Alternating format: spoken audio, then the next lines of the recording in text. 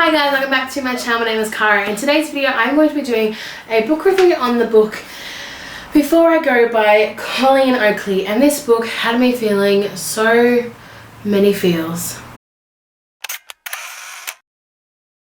This book, honestly, I picked up on a whim. I had finished reading Always and Forever Lara Jean and I didn't have a book to read, so I went to Kmart, saw this on the shelf, it was $9, I thought I'll try it.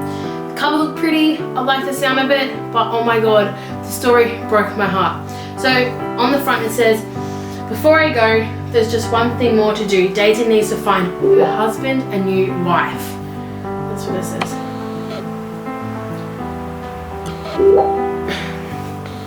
So on the blurb it says, Daisy is 27 years old and only has months to live. And each day she's finding her way through a list of what needs to be done. Her major worry is what her wonderful, charming husband Jack will do without her. It's this fear that keeps her up at night until she stumbles upon the obvious solution. She knows that he won't be able to take care of himself, so Daisy has to do it for him. She has to find him another wife. As she searches with singular determination for the right woman, she begins to realize that her plan to ensure Jack's happiness is much more than complicated than she expected. Life-affirming, authentically funny, and heartbreakingly beautiful, Before I Go is all about love. And my mistake, this lady is from Atlanta, not Australia. This book had me bawling. I have not actually fully cried over a book in about, I reckon, maybe a year. And this book, I was honestly sitting on the couch crying. Alex was sitting on the couch with me.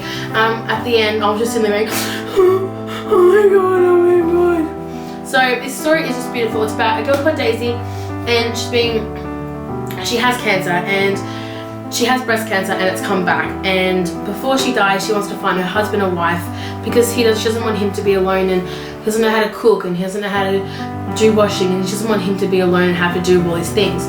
But I really love how this story doesn't focus on the main thing about her finding him a wife. For maybe like the first probably like 10 or so chapters, they're quite long, and it talks about their relationship and what Daisy and Jack have gone through with her previous cancer diagnosis and what she recovered from that, and the things that they did to help her get over that, and then this time how it's different, and how the relationship changes from Jack when he realizes like his wife, she's going to die, and the differences like that he is this time from this diagnosis to last time, where, you know, she wasn't going to die, it wasn't that bad of a cancer diagnosis, but I fell in love with the character Daisy in this.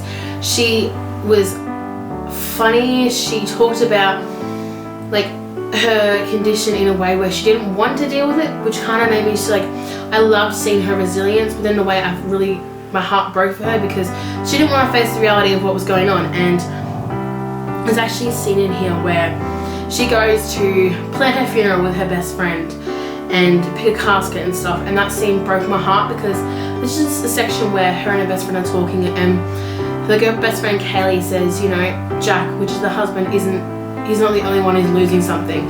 And this book really hit home for me, especially having cancer like happen to my family, I guess. I've never thought about, well, I have, but I haven't thought about the emotions of the actual person, like what they're going through.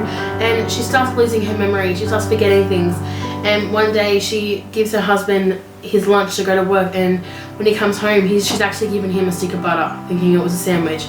And it's like, it's so real, like I could literally visualize everything happening, that it just made it so much more heartbreaking. And if you have not read this book, please please please get it. This is probably, like, honestly, from what I read this year, this is my favorite book I've read this year. And for $9, you cannot go wrong. Like, seriously, it's phenomenal. So this is Before I Go by Colleen Oakley, and I'm giving it 5 stars. So if you enjoyed this book review, please give it a big thumbs up. I really enjoy doing book reviews.